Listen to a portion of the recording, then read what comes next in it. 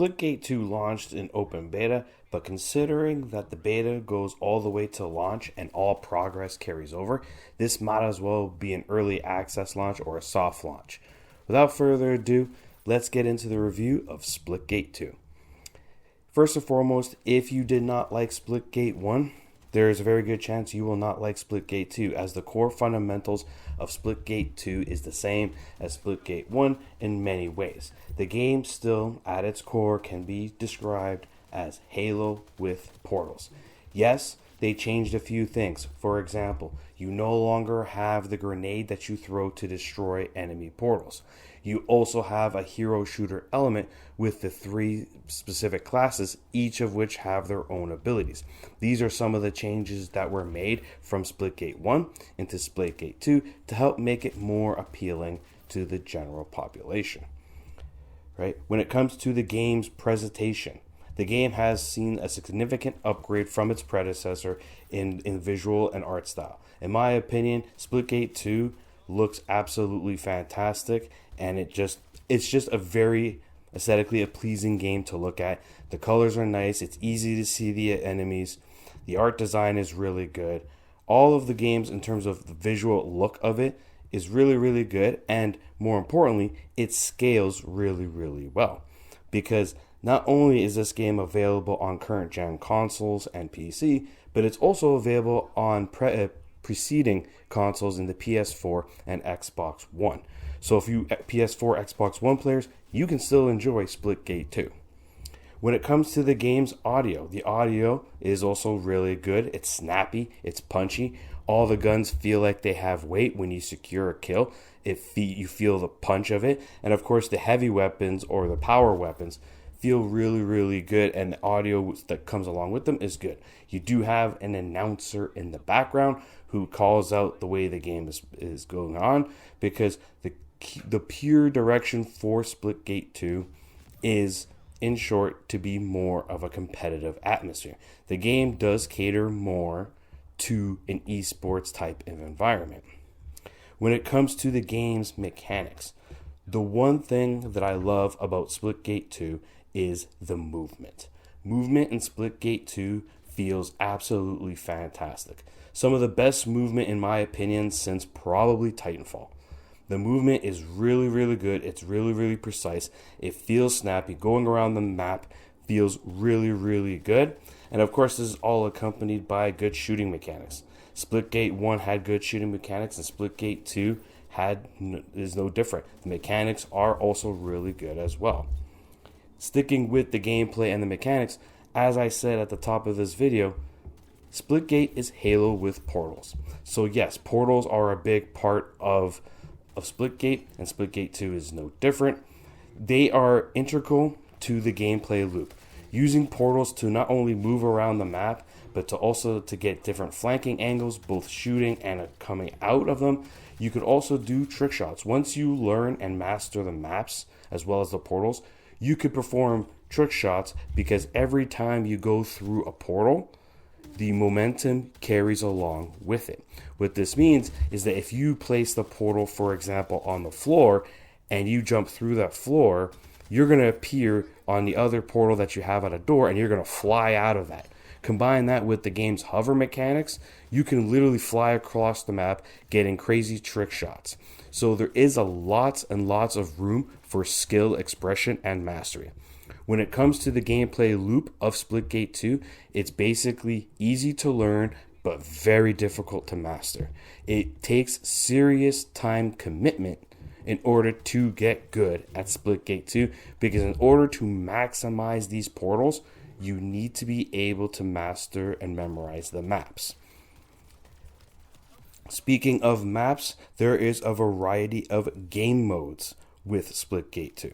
Splitgate 2 has a variety of game modes plus a map editor right off the hop. So people who enjoy making maps, especially if you're familiar with Forge from Halo, they have their own map editor here. They have a server browser where people can look around for the games. And then, of course, you have your traditional modes. Team Deathmatch, Domination. They do have a few of their own. For example, they have Firecracker. Firecracker can otherwise be described as a very fast-paced search and destroy kind of game mode.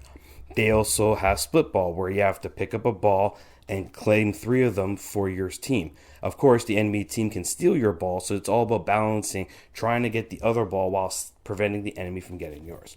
So there is a variety of game modes. The only thing I will say on the game mode front that I didn't like is that core staples of shooters such as Team Deathmatch cannot be selected by itself.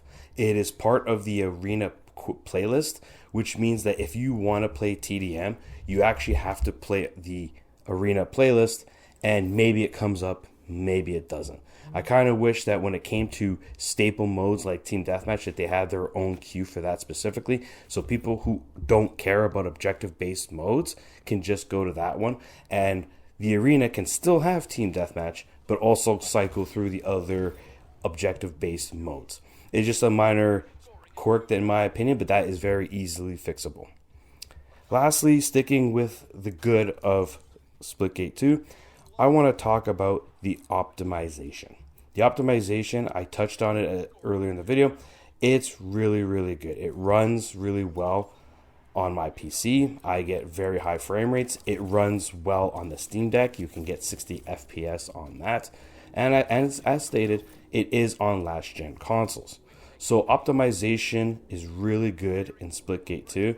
So that is very good to see, especially in an era where optimization seems to be lacking. So that covers all of the good that I feel with Splitgate 2. It looks good, it sounds good, most importantly, it plays good, and there's just a lot of fun to be had with this game, and it runs on a variety of systems. But now let's get into the issues I have with Splitgate 2. The first two are kind of inherently tied together. So the first part is, as stated, the game is easy to learn, hard to master. What this means is that the game is not casually friendly. Essentially, if you are the type of person who has very limited hours of game time, or you just like a variety in your game time, so you do bounce between games, and you're only going to play Splitgate 2 casually, this game is going to be difficult for you. It's going to be difficult for you in the sense of trying to just have fun. The problem is, while the game is easy to learn, mastering the maps takes commitment and time. And if you're not playing the game regularly, if this is not your main jam, what happens is you are going to feel like you're getting your ass handed to you left, right, and center, because you're going to go up against players who know the maps and how to use the portals more efficiently. This is what brings me to the second part of this same problem: loose skill-based matchmaking. To put things into perspective, the finals has loose skill-based matchmaking, but the nature of that game is not necessarily on map knowledge as it is on teamwork and cohesion. Working as a team is very, very important in the finals, especially when you're playing cash out. So long as you work as a team, you can kind of deal with the lack of map knowledge, especially since that game has destructible environments. Call of Duty, on the other hand, is a game that has very, very tight skill-based matchmaking, where for top-end players, it's frustrating because they have to sweat every game. But for casual players, it's more receptible to just logging in and having fun.